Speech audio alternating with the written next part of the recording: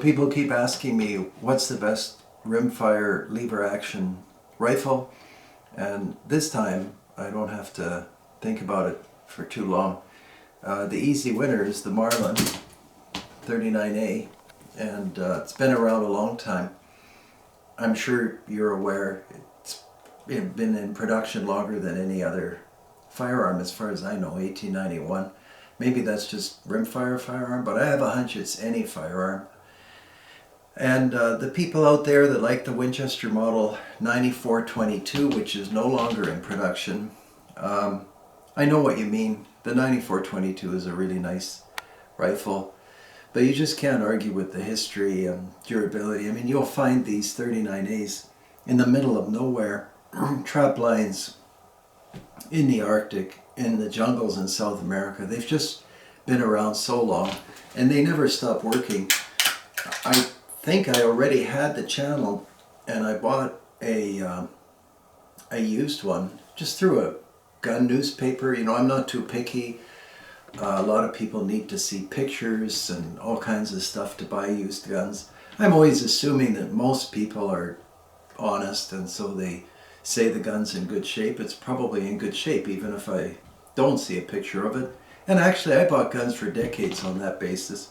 So anyway, the Marlin 39A arrived, and it was, well, there was a long story behind it, and it had actually started out not far from the North Pole, and it had like gut and string on different parts of the gun, and it had tacks on it, and it didn't look very good, but it sure had character. It had been used in some movie, but it wasn't a movie gun. It was just used in a movie. And I took it out, and of course it worked perfectly. The 39A just about always works perfectly, and I don't know the history, probably never even read the history, but I know that whatever the history was, this is an excellent 22. And for those of you who wonder about the Browning, it's on the table, and I'll show it to you in a minute. That's another great lever action 22. But really nothing touches the Marlin. And I thought they were discontinued because people were telling me that they had been discontinued. And maybe they were for a short period of time, but I just checked before filming. Unless my computer is out, they're available for $3,000, kind of on a custom shop basis, or maybe not. They look fine.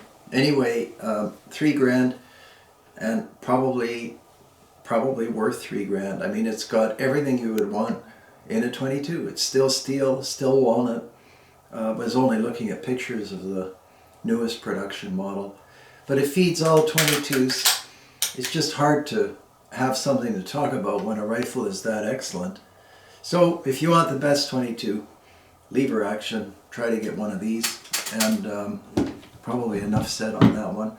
And then actually, this is kind of, you know how everybody has a truck gun? I know it doesn't look beaten up because I put all my guns in cases, but this is the one I take along when I just think I should have some kind of long arm with me, even though it's, you know, very much a carbine. It's just so handy. This has the short lever throw. You can see modern engineering. We'll go back to the Marlin. You'll see the lever throw on this one. It's way down here. But this is 1891, and I don't know when the BLR 22 came out, but it wasn't 1891. Anyway, these work beautifully. They feed everything. They work. You can see the trigger travels with the lever. These are also excellent, and actually I probably should say, it's, as far as I can see, it's all walnut and steel, so it might be a fantastic buy, relatively speaking. I should mention that you take out this screw, and the whole thing it comes apart in two pieces. I don't do that, not because I don't think it goes together well. I just don't have a need to take these guns apart, but if you have to, for whatever reason, that's fine. This is a fairly long barrel 22, so even when it's taken down, the two component parts aren't that short, and then to shoot it I have to put it back together again. And I'm always thinking that it doesn't matter how great the system is, if you can leave a gun in one piece, leave the gun in one piece. So that's what I did, and everything is still. I think this is factory tight. I don't know that I've ever taken it apart or down. Oh, and I can tell you a little story. So, you know, there seem to be more and more rats in this world of various species, and I was getting reports from the locals that there was a big rat. So I waited up for the rat. They come at night, of course, and finally I get my sights on this thing, and it doesn't look like a rat to me. It looks like a beaver, like it's huge. I've never seen anything like this. Anyway, without getting into the details, the Marlin took care of that, and no issues, no problems. These are great rifles. You should buy one. Like, just find one and just buy one and just keep it. They never go down in value. And then people see things on the table. This is just a Colt.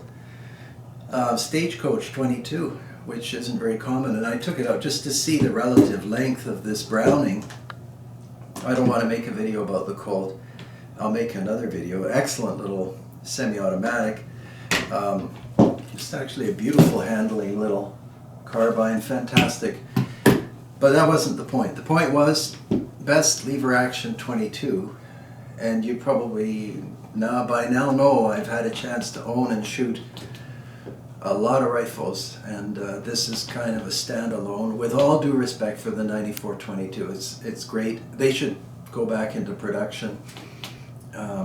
I miss them. I owned quite a few. I had a 94-22 Magnum, but just for one 22, the Savage 39. Sorry, the Marlin 39A is great, and Marlin made other 22 lever actions. I think the 57 and so on, kind of based on the Savage action, but we can talk about that another time. This is the one to get.